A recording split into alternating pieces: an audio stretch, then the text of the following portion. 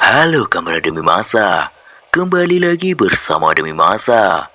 Pada kesempatan kali ini, Demi Masa akan membahas tentang misteri Goa Pawon, kunci peradaban manusia Sunda. Bagaimanakah kisahnya? Tidak usah berlama-lama lagi, langsung saja kita simak. Setiap wilayah tertentu memiliki sejarah peradaban yang berbeda-beda dan tidak sedikit temuan-temuan yang diperoleh oleh beberapa negara. Juga berguna untuk menambah serta memperkuat pengetahuan mereka terkait asal-usulnya.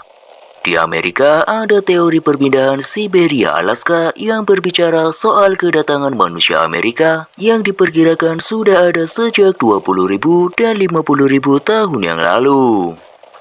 Konon, orang-orang Amerika datang melalui daratan yang menjembatani Siberia saat zaman es terakhir.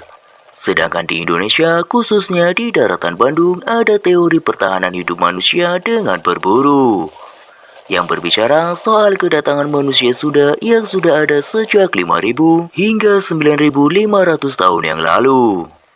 Info temuan yang berkembang ke publik hingga saat ini menyatakan bahwa di Bandung pernah ada sekelompok manusia yang bertahan hidup dengan berburu dan diduga mengikuti pergerakan hewan buruannya dari Cipatat di Bandung Barat hingga ke wilayah Dagopakar di Bandung Utara. Hasil temuan tim observasi Balai Arkeologi Bandung terkait ekskavasi, setidaknya telah ditemukan 5 kerangka manusia purba di Gua Pawon. Selain itu, mereka juga menemukan fosil yang diduga sebagai sisa makanan manusia prasejarah. Sisa makanan tersebut yaitu cangkang kemiri, tulang sapi, ikan laut, siput, kepiting, hingga rahang monyet. Bahkan dalam ekskavasi tersebut, arkeolog Bandung menemukan obsidian, jasper hijau, dan batu andesit yang diduga sebagai alat yang digunakan oleh para manusia Sunda Pawon untuk beraktivitas. Obsidian yang sama pernah ditemukan juga di wilayah Nagrek, sebuah wilayah yang kaya dengan silika sebagai bahan baku pembuatan alat penting pada zamanya. Disinyalir ada kemungkinan bahwa kelompok manusia prasejarah di daerah Nagrek telah memproduksi obsidian dan menjualnya dengan sistem barter ke berbagai kelompok lainnya di luar Nagrek, termasuk Bandung Barat. Adanya fosil sisa makanan berupa kepiting dan ikan laut di Goa Pawon menunjukkan pada masa itu kelompok manusia sudah melakukan transaksi. Karena tidak mungkin terdapat kepiting dan ikan laut di sekitar Goa Pawon yang dahulu dikelilingi oleh rawa, terang seorang arkeolog Bandung bernama Lutfi. Oleh karena itu, para peneliti menduga bahwa dahulu manusia prasejarah ini hidup berkelompok dan saling berinteraksi antar kelompok lain. Hipotesis ini muncul seiring ditemukannya obsidian berupa kaca beling yang digunakan sebagai alat pemotong di Goa Pawon. Padahal Goa Pawon sendiri berada di wilayah Kars dan tidak memiliki sumber daya bahan baku pembuat obsidian kecuali Nagrek dan beberapa tempat lain di luar Goa Pawon. Goa Pawon berada di Gunung Masigit, Kecamatan Cipatat, Kabupaten Bandung Barat. Goa ini terletak di puncak Bukit Pawon dengan ketinggian 601 meter di atas permukaan laut dan memiliki panjang 38 meter, lebar 16 meter, serta 3 buah rongga laksana kamar yang dilengkapi dengan sebuah jendela alami di atas goa sebagai tempat masuknya cahaya matahari. Sedangkan tinggi atap gua hingga kini belum dapat diketahui secara pasti. Pasalnya, saat goa ini ditemukan, bagian atapnya sudah runtuh dan lantai goa pun hanya tersisa sedikit di sisi barat. Hal ini diduga akibat penggalian yang dilakukan oleh masyarakat setempat hingga mencapai kedalaman 5 hingga 4 meter untuk mendapat fosfat.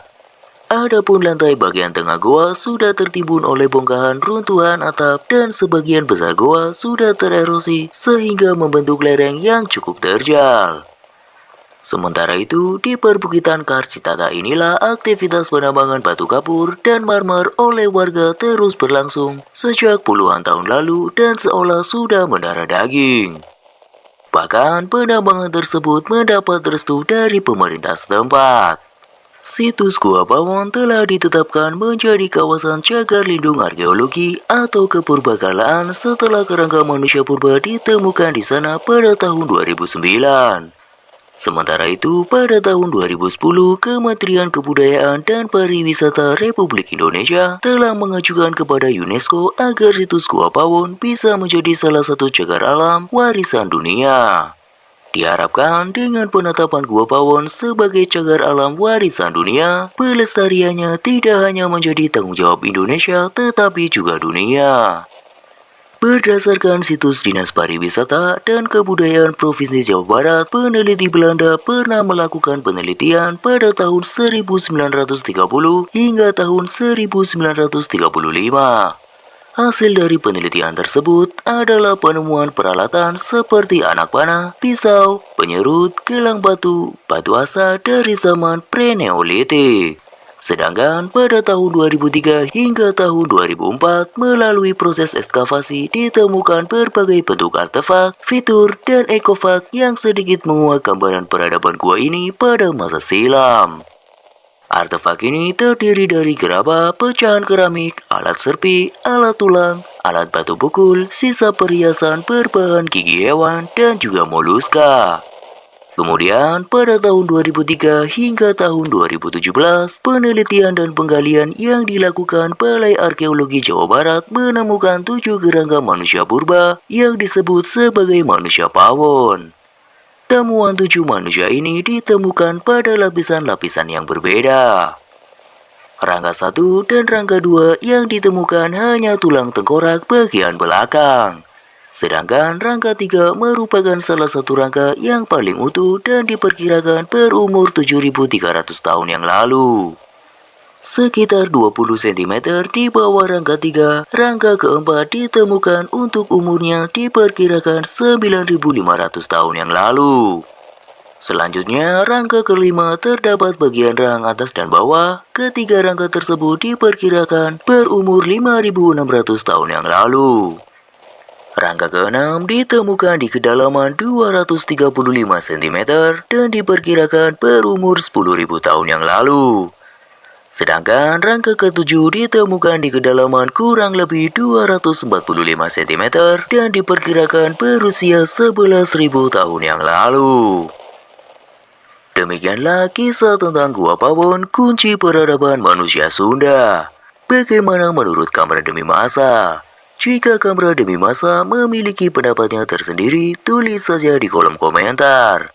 Sampai jumpa di kisah-kisah selanjutnya.